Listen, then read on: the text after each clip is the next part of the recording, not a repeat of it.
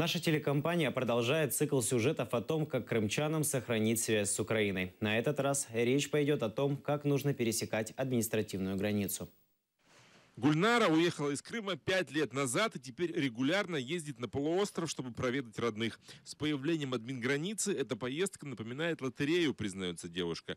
Никогда не знаешь, как ее пройдешь. Вообще уверенности никогда нет, потому что это всегда какой-то такой сюрприз. Там либо какая-то смена неудачная или что-то еще. Могут весь багаж просмотреть, могут ничего не смотреть. То есть как раз на раз не приходится.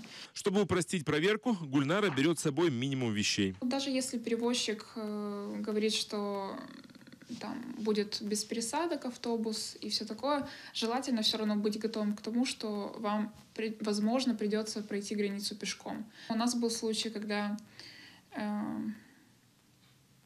нам пришлось стоять в буферной зоне на микроавтобусе около 3 часов ночи. И потом мы просто, пассажиры, решили, что проще нам пройти пешком. Но путешествие налегке подходит не всем. Кто-то везет передачи родным, кто-то переезжает на материк со всеми вещами. К такой поездке необходимо подготовиться основательно. Правозащитники обращают внимание на то, что въезжать на материковую Украину можно только по украинским документам. Это гражданский, заграничный или дипломатический паспорт. Для ввоза ребенка необходимо свидетельство о рождении.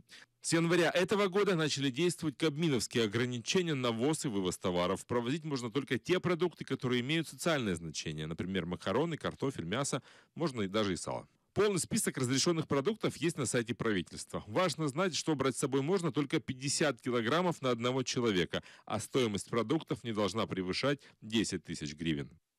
Важно понимать, что на данный момент ввоз на таможенную территорию Украины товаров российского происхождения запрещен.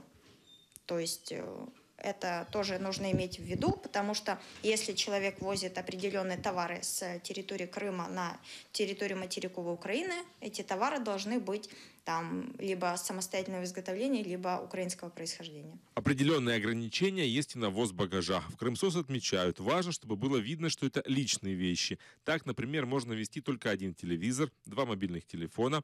Одежда и обувь должна быть бывшая в употреблении. Такими же должны быть и драгоценные украшения. В случае возникновения сложностей на административной границе важно сразу сообщать об этом пограничную службу Украины. У них на сайте есть телефон доверия, которым можно попробовать дозвониться. В том числе нужно обращаться сразу к старшему начальнику на админгранице и обязательно стараться получить от них письменный ответ.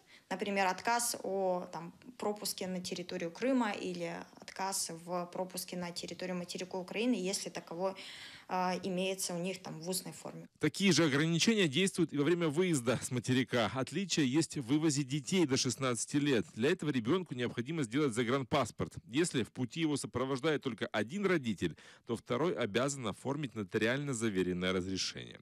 С 16 лет можно ездить по внутреннему украинскому паспорту самостоятельно. Илья Смирнов, Асан Эминов, Заман, АТР.